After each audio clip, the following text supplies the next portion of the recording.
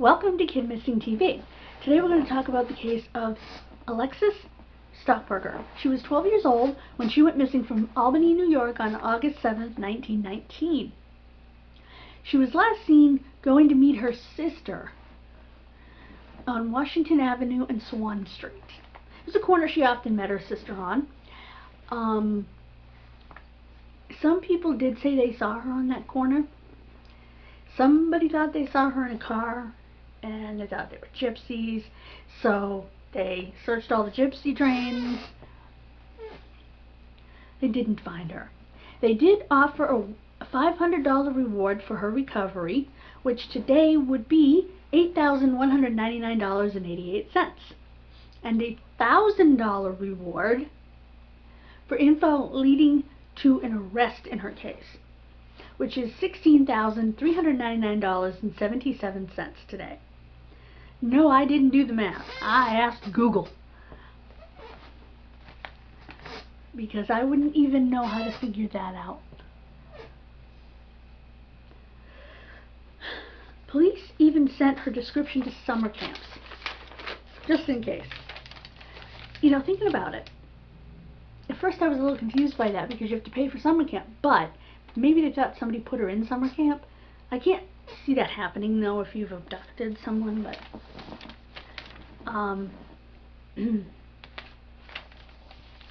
she has a distant relative who's a web sleuther called Feather.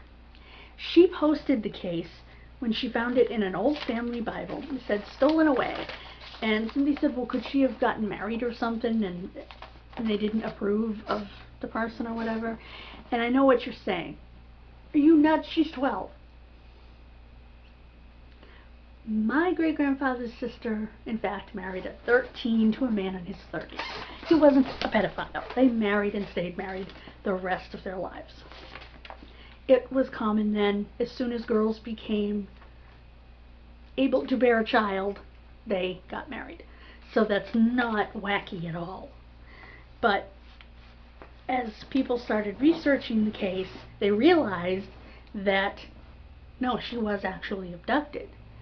There's blasted little about this case. I only found it on one website, and I want to make sure I mention the website.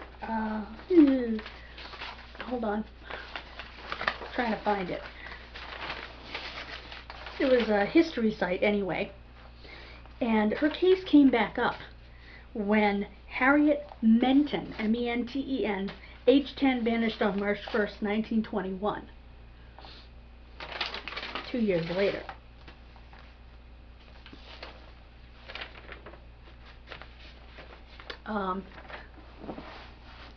Elixes or Elixes, either an A or an E, it's spelled differently depending on the way you look, was the daughter of George A. Stockburger and his wife Nellie. George was a railroad trains master with the New York Central Railroad, and he had passed away 10 months before Elixes disappeared. Elixes was the youngest of her family, with an older sister, Esther, and 2 older brothers, Frederick and George Jr. Well, that's so sad. Her father passed away right before she was, oh, here it is, Fulton County History. Is where most of this information came from, because it's really hard, again, like I said in the last case, hard to find information on these old cases.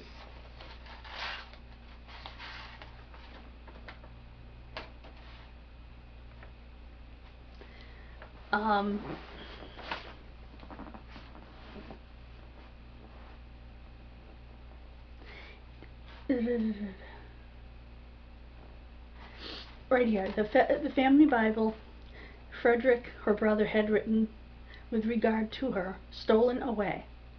Another family member in the 1990s had inscribed, and to this day has never heard whether dead or alive. They lived in Albany at the time. I do remember the talk about it at the time. That's a direct quote. And that's what was found by Feather. And I wanted to bring you this case because it hasn't been brought to you by anybody. Next time, as we continue with Historic May, we're going to talk about the case of Terry and Alan Westerfield, two brothers that vanished from Fayetteville, North Carolina. I hope you'll join me then, and if you want to know when it happens, click that subscribe button and that bell for notifications.